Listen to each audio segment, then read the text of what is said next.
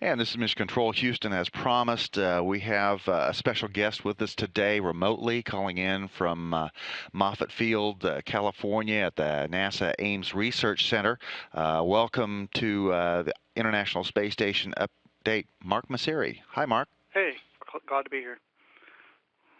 Well, so you're working with an experiment on board that involves some small robotic spacecraft. Tell us a little bit more about your experiment. Sure. So my time is kind of split over two experiments right now. The first one is the Human Exploration Telerobotics Technology Demonstration Mission. And basically, it's exploring how telerobotics can take on routine, highly repetitive, or dangerous tasks to improve human space exploration missions. Within HET, my project called Smart Spheres is using the Spheres platforms that were developed by MIT and flown to station back in 2006. Basically, we adapted a Google Nexus S smartphone, and it flew on up to the ISS on STS-135 last year. Basically, what we do is we connect the smartphone to the sphere, and then the smartphone is able to tell the spheres where it would like to fly, and while it's doing this, it communicates with the ground and provides video and other information about what's happening. The other experiment that I work with, I'm the Spheres engineering manager for the ISS facility. So basically myself and a whole host of other people at Ames and Marshall and Johnson Space Center work to assist other groups with experiments that they want to perform on the Spheres platforms. So these groups can be inside of NASA, outside universities, and even outside companies. And so basically my team assists in the testing, verification, and technical support of all these experiments. Okay, and Mark, and I don't know if you can see it right now on NASA TV, but we've got some video that was recorded earlier last week as Don Pettit worked with the Sphere satellite, so we're kind of watching some video there. Okay. You mentioned this is involving a smartphone. Is there an app for that? Yeah, actually, if you go to the Google App Store and search for Cellbots Logger, that is a downloadable application, and it's the same application that we used in November for what we called our checkout. And you can download that onto your Android phone and basically duplicate the experiments for yourself. That sounds pretty cool. Well, can you tell us a little bit about spheres, satellites, and how they work? Sure. The spheres themselves, they're about the size of a volleyball. We have 3 of them that are up on station. And how they move around, they use a CO2 gas thruster. They're tiny little thrusters that are on each of the various faces of the sphere. And it's able to fire those thrusters in such a way that it can move itself around in microgravity. It uses these tiny little ultrasonic beacons. So it basically uses ultrasonic sound to figure out where it is on station. And then inside of the sphere, there's a tiny microprocessor that uses the time of flight of sound to determine its location. Then what the microprocessor does is it uses a combination of those thrusters and figures out which ones to fire so that it can go from point A to point B. That's wild, and a lot of people have compared these to the target droids that were used by Luke Skywalker in Star Wars to hone his lightsaber skills. Absolutely. If you go back and talk to a lot of the engineers that were on the original team, that was a huge source of inspiration for that and a couple other free flyer projects that have been on the ISS and on shuttle.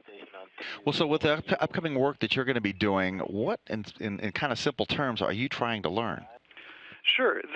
One of the big things that we're trying to explore is the idea of allowing crew to do other things. There's a lot of if you've watched any of the ISS activity, you know that crew is very, very busy, and often the jobs they perform can be very dangerous. And we're trying to find ways to leverage telerobotics to help lessen the burden on crew and give them more time for interesting things such as science and mission-related tasks. On Earth, we're becoming very accustomed to having things like robot vacuum cleaners, and we hear about new developments like self-driving cars. Our research is similar, but it's in space. We hope to have robots on the ISS and in future missions performing a lot of the mundane and dangerous tasks that humans now perform. And so I remember in the remake of Flubber that had Robin Williams in it, he had a little robot helper that flew around and helped him out. Are you looking at something like that, using spheres for use on inside the station? Absolutely. It is that's one of several different use cases that we're looking at. You can imagine the idea, like in that case, I think its name was Weibo, that it's kind of like a personal assistant that's there to kind of help him through his experiments and stuff like that.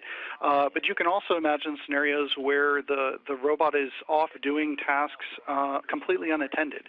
The astronauts have to do things like check for radiation. They have to do what they call audio dosimetry, and that's determining sound levels on station. And so you can not only imagine robots working in combination with humans as a teammate, but then them also going off on station and kind of doing their own thing and providing their own services. Well, and I guess with a timeline is so packed for the crew all the time, that would free them up for additional research or other activities, huh? Sure. The other thing that it does is it benefits ground control. So, as I'm sure you well know, there's a lot of cases where a camera isn't exactly in the right position, or it would be really nice if we could go over and look at this panel or see something that's been going on, in a different area of station from where you might have camera coverage. So you can imagine a case where you not only have the robots that are helping crew, but then you also have robots that are helping ground control and allowing them to fly and look in places where they otherwise might not have cameras or coverage or communications with the astronauts. Oh, well, and so it's a little obvious to me, but maybe you could explain to our viewers how microgravity makes this experiment possible. Sure. Well, for missions in space, microgravity is really how the astronauts work and live. For robots to work successfully in space, we need to know how to control them safely and productively. We take it for granted on Earth that we have a fair amount of friction and gravity and other things that are in our lives. So if you're in your car and you take your foot off the gas, the car will eventually roll to a stop due to friction and other effects. But when you're in microgravity and you fire a thruster in one direction, you're going to need to fire a thruster in the opposite direction to stop. And so there's a subtlety there. And also imagine trying to drive your car where there's a 1 to 2 second delay between what you do and what the car actually does. That would not only be difficult, but it would actually be very unsafe. And so our experiment is helping us design intelligent robotic systems that can enable us to work in microgravity and cope with these unique issues. Well, so how do you get into this kind of research to help people that might have similar interest in robotics or in developing apps for space? What's your background? Where are you from? Where'd you go to school? Sure. So I am a self-confessed geek. Grew up working and playing with radio-controlled cars and other kinds of good geekery. Prior to coming to NASA, I worked for about a decade designing robots for search and rescue and explosive ordnance, or sometimes called bomb squad robots. I grew up in Central Florida. So was always near Kennedy Space Center and have always been a fan of space science. I did my undergraduate and master's in computer science, and I've always kind of been a computer geek.